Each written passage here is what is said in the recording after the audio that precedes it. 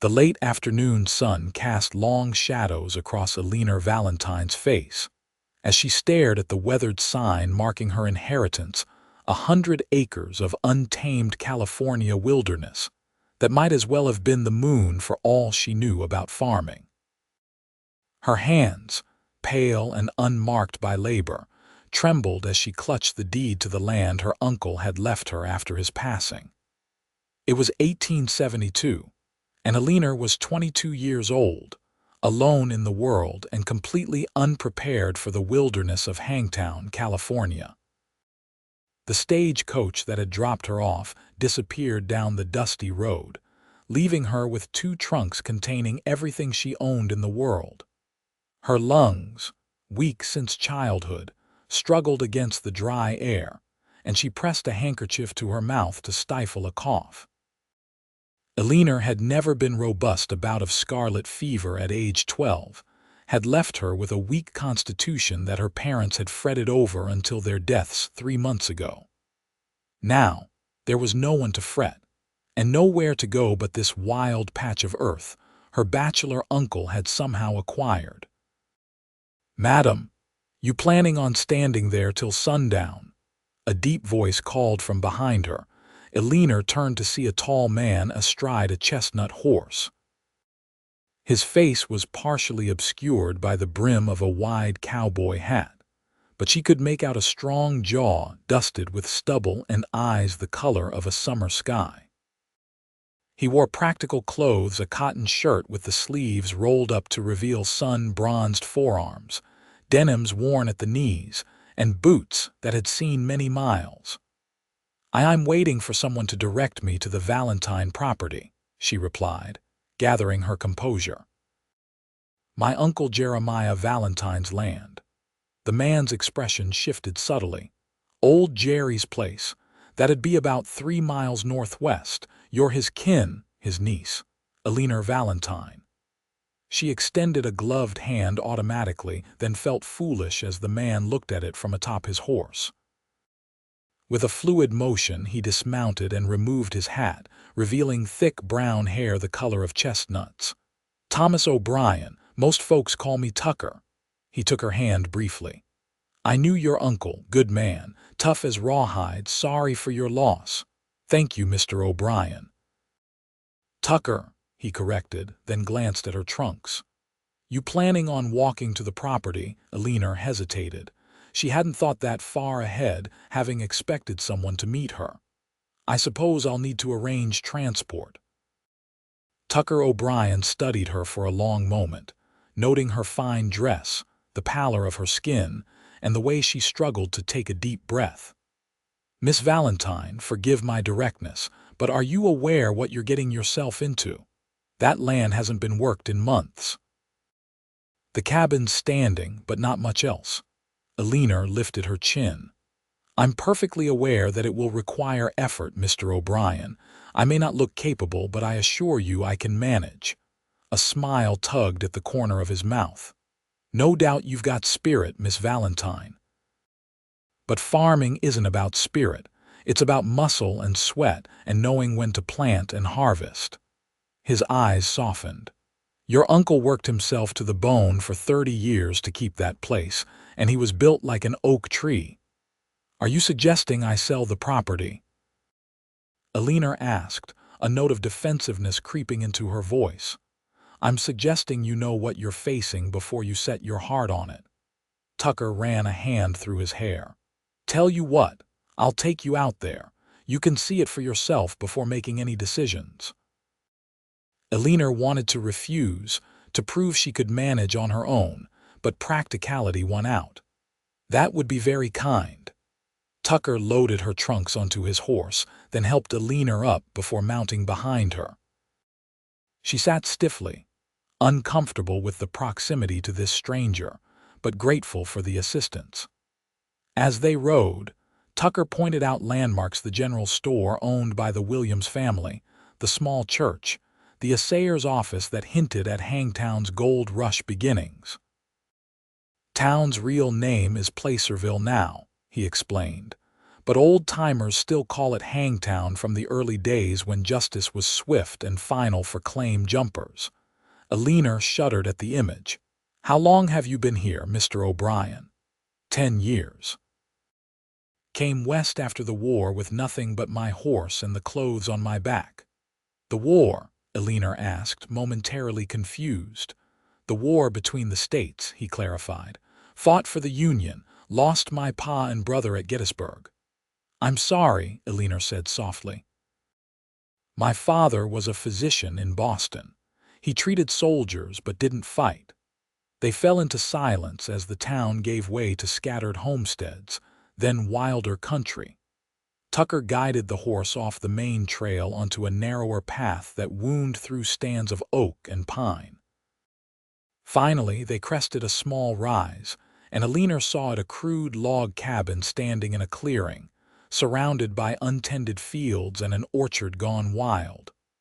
A small creek glinted in the distance, and mountains rose beyond, painted purple by the setting sun. "It's beautiful," she whispered.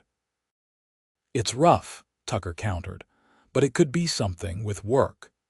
He helped her down from the horse, and Eleanor's legs nearly buckled beneath her. Tucker steadied her with a strong hand, concern flashing across his face. "Just stiff from riding," she assured him, though they both knew it wasn't true. Tucker unloaded her trunks and carried them to the cabin. The door stuck, requiring his shoulder to force it open. Inside was a single room with a stone fireplace, a rough-hewn table and chairs, a bed frame with a straw-filled mattress, and shelves holding a few basic supplies. Dust covered everything and the air was stale. "Your uncle lived simply," Tucker said, setting the trunks down. "I can help you get a fire going before I head back." Eleanor stood in the center of the room, suddenly overwhelmed by the enormity of what she had undertaken. This wasn't Boston, with its amenities and conveniences. This was wilderness, demanding strength she wasn't sure she possessed. "Mr. O'Brien," she said quietly, "I appreciate your candor earlier. Would you mind? Would you tell me honestly if you think I can make this work?" Tucker studied her for a long moment, noting the determination in her eyes despite the frailty of her frame. "Miss Valentine, I won't lie to you. This land needs strong hands and a strong back. The planting, harvesting, maintaining fences, tending livestock, it's not work for the faint-hearted." Eleanor's shoulders sagged slightly. "But," Tucker continued, "you've got something your uncle valued more than strength education, if I don't miss my guess. You can read, write, figure. That counts for something." "Not much when there are fields to plow," Eleanor replied with a sad smile. Tucker looked out the cabin's single window at the land stretching before them, golden in the dying light. Something stirred in him, respect for this woman's courage, perhaps, or memory of his own struggles when he'd first arrived. "There might be another way," he said slowly. "I've got my own place about a mile east, not much bigger than this, but I've made it work. I could help you get started here, show you what needs doing. I couldn't impose, it's not imposing, it's being neighborly. Your uncle would have done the same." Eleanor hesitated. Pride urged her to refuse, but practicality whispered that she needed this help. "Perhaps just until I learn the basics," she conceded. Tucker nodded, satisfied. "I'll be by tomorrow morning. We'll assess what needs doing first." He moved toward the door, then turned back. "You have food for tonight." Eleanor opened her reticule and withdrew a small bundle. "Some bread and cheese from my journey." Tucker frowned.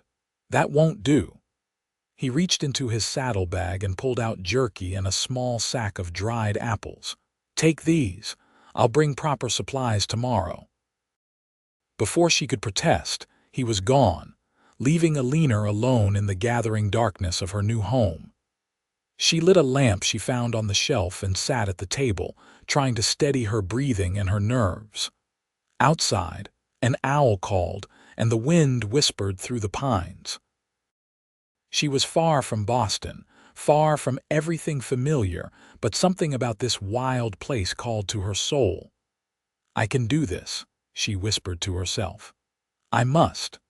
Morning came with a raucous chorus of birds and sunlight streaming through the uncovered window. Eleanor had slept fitfully on the lumpy mattress, her dreams filled with images of withering crops and disapproving Boston relatives. She rose, splashed water on her face from a basin, and changed into the simplest dress she owned, though even that was too fine for farm work. A knock at the door announced Tucker's arrival. He stood on the threshold with a basket covered with a cloth. "Morning, Miss Valentine. Brought some provisions to get you started." He set the basket on the table, revealing fresh bread, bacon, eggs, and a small jar of preserves. "Mrs. Wilkins at the boarding house sends these with her compliments. Word travels fast in Hangtown." "That's very kind," Eleanor said, genuinely touched. Tucker nodded. "After you've eaten, we should walk the property, see what we're dealing with." An hour later, Eleanor struggled to keep pace with Tucker as he strode through the fields, pointing out what needed attention. The orchard required pruning, the fences mending, the fields clearing before they could be plowed. The creek provided good water but would need a better path for easy access. The cabin roof had a small leak, and the chimney needed cleaning. By mid-morning, Eleanor's head was spinning with information, and her breath came in shallow gasps. Tucker noticed her distress and led her to a fallen log in the shade of an oak tree. "Rest a bit," he said gently. "There's no rush." Eleanor sank onto the log gratefully, pressing a hand to her chest as she fought for air. "I'm sorry," she managed. "I'm not usually this useless." Tucker handed her his canteen. "You're not useless, just not accustomed to this kind of work." She took a sip of water, then stared at the fields before her, fields that suddenly seemed as vast as oceans. "I thought I could do this," she whispered. "I had to try. There's nothing left for me in Boston, and when I received word about Uncle Jeremiah's bequest, it seemed like Providence." Tucker sat beside her, keeping a respectful distance. "What happened in Boston?" Eleanor's fingers twisted in her lap. "My parents died of influenza this winter. Our home and my father's medical practice barely covered his debts. I was to marry a colleague of his, an arrangement made years ago, but after the funeral he reconsidered." Her voice hardened slightly. "Apparently, a wife with damaged lungs is not an asset to an ambitious physician." Tucker's jaw tightened. "Sounds like you escaped a poor match." A small smile touched her lips. "Perhaps, but it left me with few options. Teaching was possible, or becoming a companion to some elderly relative, but then Uncle Jeremiah's lawyer contacted me." She looked around at the wild beauty surrounding them. "I thought it was a chance to build something of my own." Tucker was silent for a long moment. "It still could be, just not the way you imagined." Eleanor gave him a questioning look. "This land has potential," he explained. "Good water, decent soil. Your uncle chose it well, but he was alone like me, tried to do everything himself. There are smarter ways to work, such as partnerships, hiring help for the heavy work, focusing on crops that fetch good prices without requiring constant attention." Tucker rubbed his chin thoughtfully. "Orchards, for instance. Once established, they're less labor-intensive than row crops. Your uncle started one but never expanded it." Hope flickered in Eleanor's eyes. "Do you really think that's possible?" Tucker stood, offering his hand to help her up. "I think it's worth trying. But Miss Valentine, I won't mislead you. Even with help, this will be a challenge. The work is hard, the elements unforgiving, and profits uncertain." Eleanor took his hand and rose, determination settling over her features. "Mr. O'Brien, I came west because I had nothing left to lose. If I fail here, I'll be no worse off than I was before." A smile crinkled the corners of Tucker's eyes. That's the spirit of the West talking, Miss Valentine. Now, let's head back to the cabin and make a plan. Over the next week, Tucker divided his time between his own property and Eleanor's. He showed her how to tend the small kitchen garden behind the cabin, taught her to identify edible plants in the woods, and helped her clean and organize the cabin. Eleanor learned quickly, but it was clear that her body couldn't match her determination. Simple tasks left her winded, and afternoons often found her napping from exhaustion. One evening, as Tucker prepared to leave after repairing her roof, Eleanor stopped him with a hand on his arm. "Mr. O'Brien Tucker, I need to speak honestly with you." He turned, hat in hand. "Of course. I've been thinking about what you said regarding partnerships." She took a deep breath. "Would you consider a business arrangement? You have the knowledge and strength I lack. I have land that you could help make productive. We could share the profits." Tucker studied her carefully.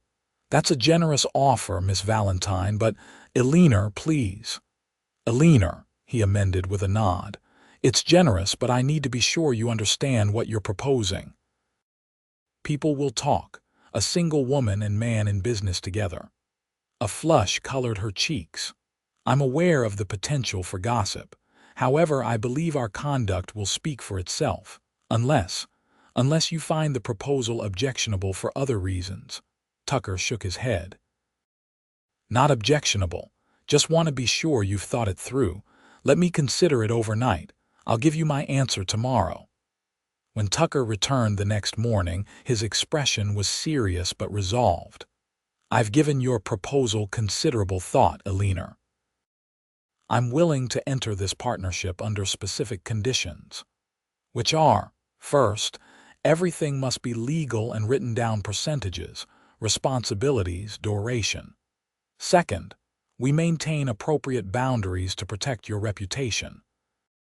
Third, either of us can dissolve the partnership with fair notice should circumstances change." Relief flooded Eleanor's face. "Those terms seem eminently reasonable. I'll draft an agreement today." Tucker nodded, then hesitated. "There's something else you should know before we proceed." "Something about me?" Eleanor waited, anxiety flickering across her features. "I came west after the war not just because I lost family, but because there was nothing left of our farm in Pennsylvania. Everything we had went to the war effort. I swore I'd never again be that vulnerable, that I'd build something lasting." His eyes met hers directly. "I'm telling you this because I want you to understand I don't take this partnership lightly. When I commit to something, it's with everything I have." "I respect that, Tucker," Eleanor said softly. "And I promise the same commitment." They shook hands, a simple gesture sealing a bond that would change both their lives. Over the following weeks, their partnership took shape. Tucker brought his tools and 2 horses to help clear fields.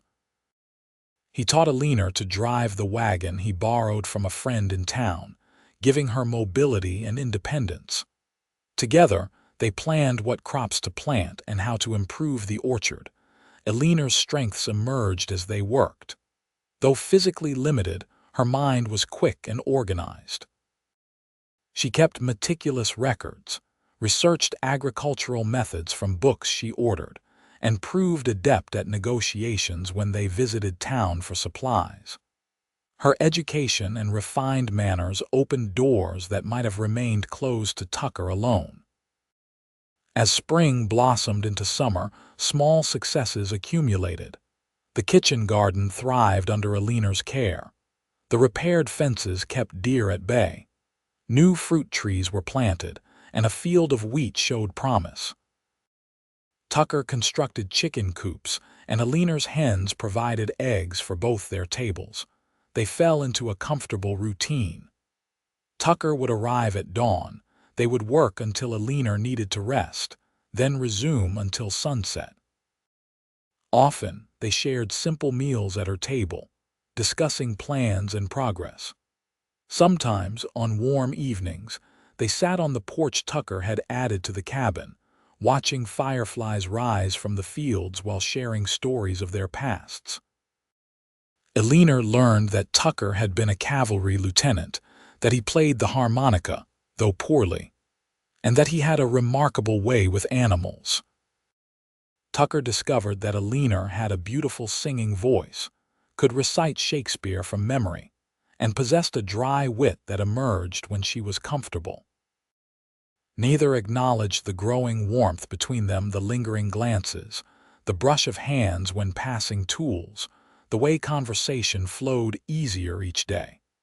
It remained unspoken, a current beneath the surface of their practical partnership, until the day Eleanor collapsed in the field.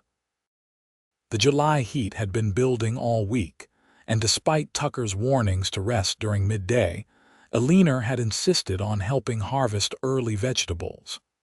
Suddenly, her face drained of color, and she crumpled to the ground like a puppet with cut strings. Tucker reached her in 3 strides, gathering her limp form in his arms. Her breathing was shallow, her skin burning with fever.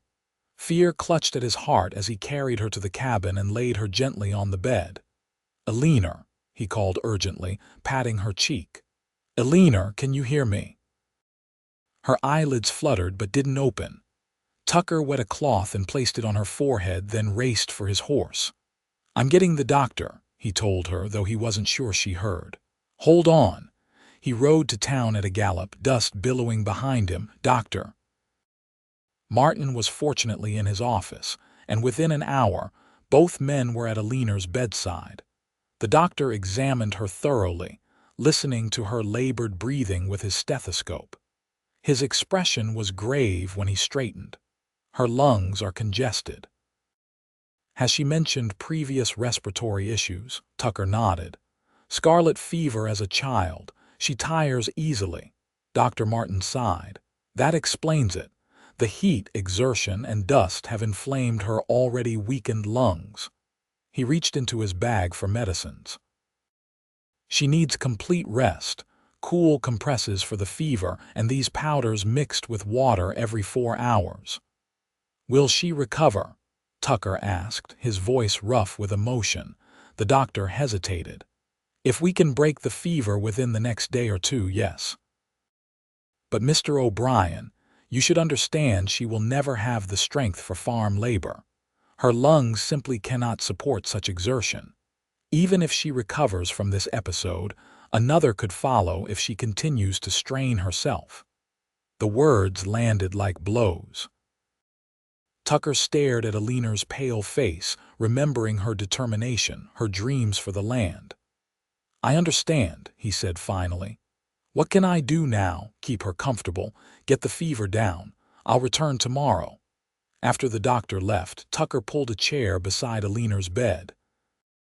He changed the compress on her forehead regularly, spooned medicine and water between her parched lips, and spoke softly to her when she grew restless. As darkness fell, he lit a lamp and continued his vigil, refusing to leave her side. Near midnight, Eleanor's eyes opened, confusion clouding them. "Tucker, I'm here," he said, taking her hand. "You collapsed in the field, the doctor's been." She tried to sit up, but he gently restrained her. "Don't move, you need to rest. The vegetables are harvested, everything's taken care of." Eleanor relaxed slightly, then concern creased her brow. "You shouldn't be here, it's not proper." A small smile touched his lips. "Hang propriety, you're ill and I'm not leaving you alone." She didn't have the strength to argue. Her eyes drifted to their joined hands, then back to his face. "The doctor told you, didn't he, about my lungs?" Tucker nodded, his thumb tracing circles on the back of her hand. "He said you need rest, that farm work isn't compatible with your health." Tears welled in Eleanor's eyes. "All this time I've been fooling myself, thinking I could overcome this weakness through sheer will." A bitter laugh escaped her, triggering a coughing fit. Tucker supported her until the coughing subsided, then helped her sip water. "Eleanor, listen to me. Having limits doesn't make you weak, it makes you human." "But what good am I as a partner if I can't work the land?" she whispered. You might as well dissolve our agreement now." "Is that what you think?" Tucker's voice grew firm. "That I only value you for physical labor?" Eleanor blinked in surprise. "You're the one who keeps the books, who negotiates better prices than I ever could, who researches what crops will thrive. You've brought order and planning to work I'd been doing by gut instinct for years." His grip on her hand tightened. "This partnership works because we each bring different strengths." A tear slipped down Eleanor's cheek. "But I wanted to prove I could do it all, that I wasn't the fragile creature everyone in Boston thought me to be." Tucker brushed the tear away with his thumb. "You've already proven your strength, Eleanor Valentine. It takes courage to leave everything familiar behind, to start over in a place like this. That's a different kind of strength than lifting hay bales, but no less valuable." Eleanor's fever-bright eyes searched his face. "You truly believe that?" "I do." He hesitated, then spoke words he hadn't planned. "And if you're too frail to work the land, then I'll work it for both of us." The simple declaration hung in the air between them, carrying weight beyond its practical meaning. Eleanor's breath caught, not from illness but from the emotion shining in Tucker's eyes. "Tucker," she whispered, "what are you saying?" He swallowed hard, his calloused hand still cradling hers. "I'm saying that somewhere between fixing your roof and teaching you to identify ripe tomatoes, I started to care for you.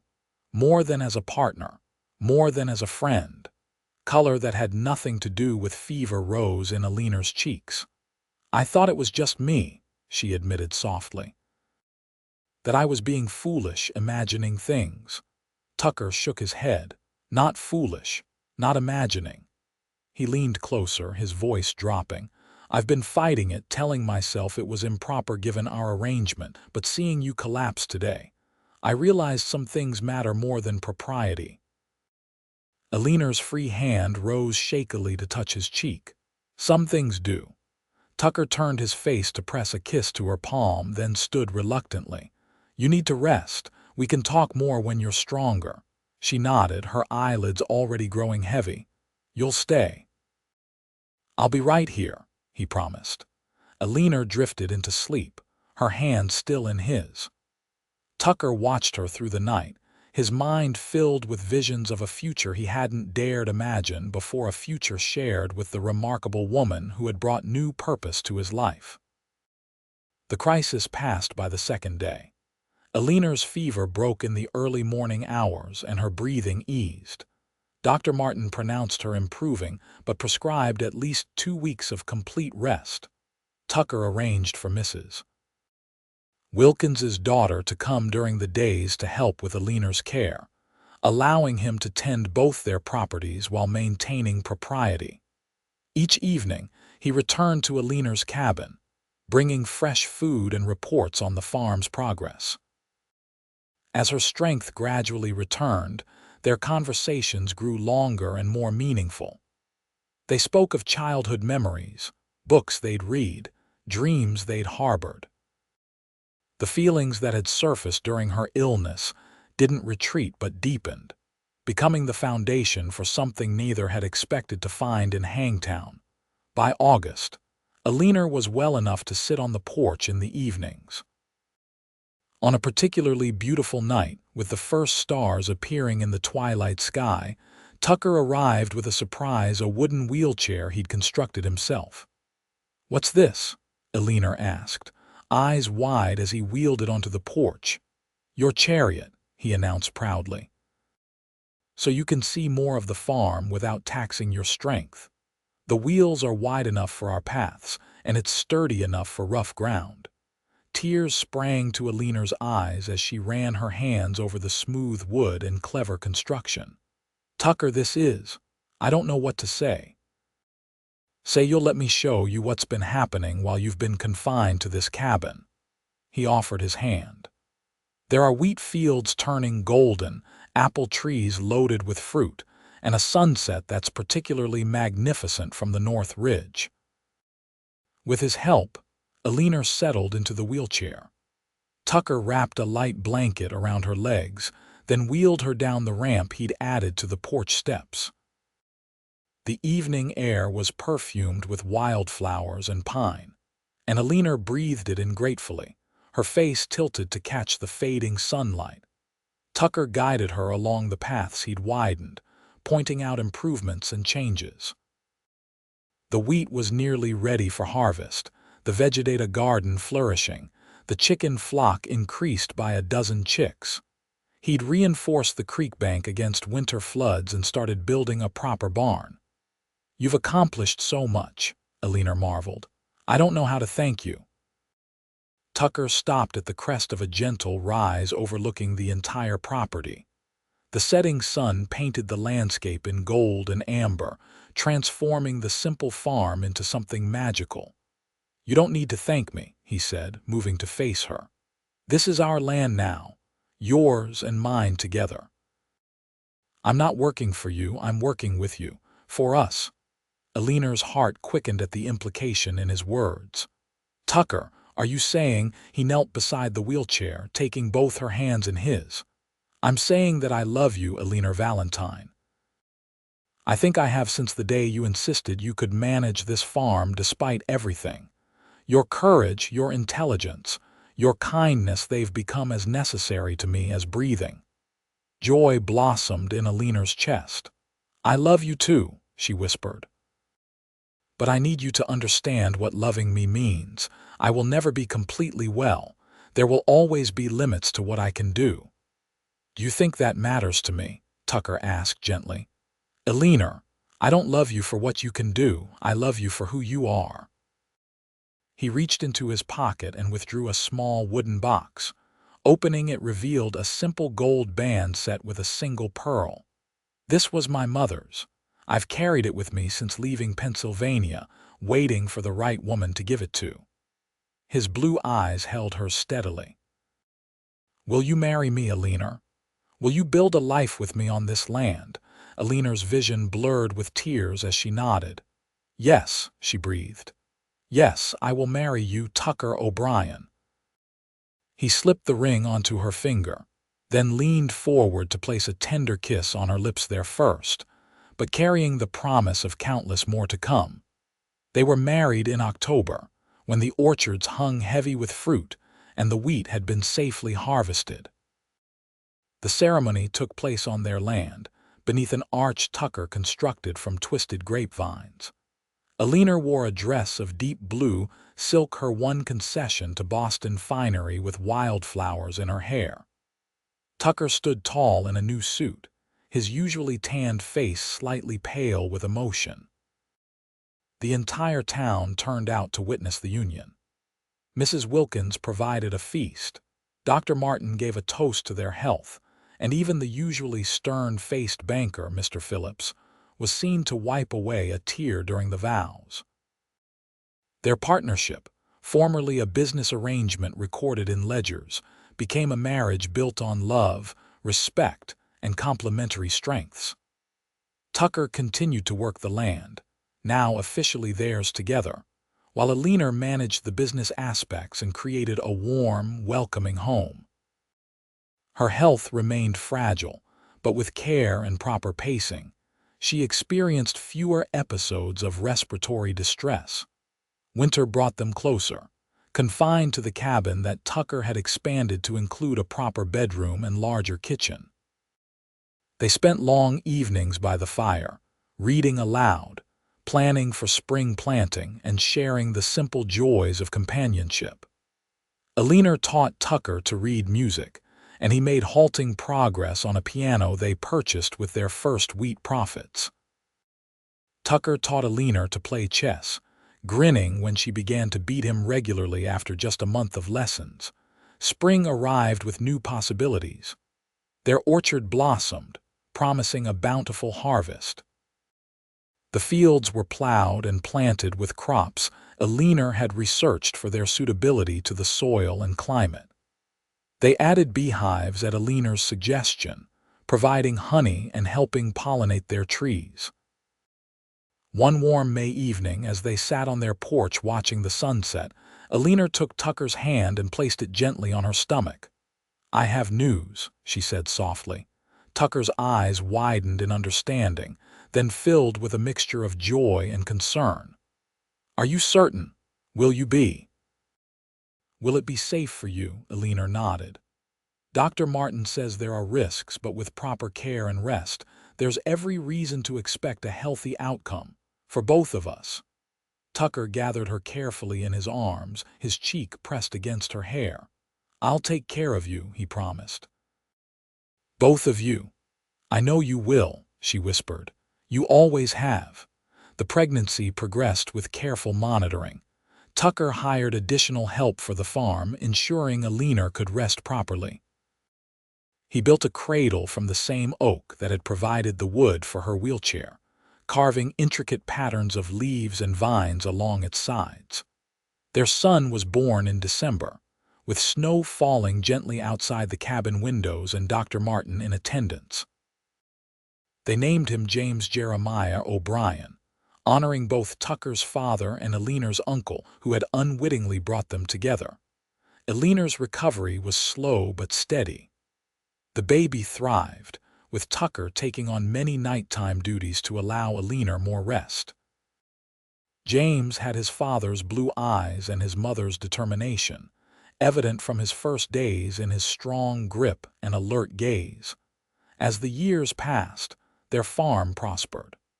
The orchards Tucker had championed produced abundant fruit that commanded good prices. Eleanor's organizational skills and business acumen turned their modest farm into a successful enterprise.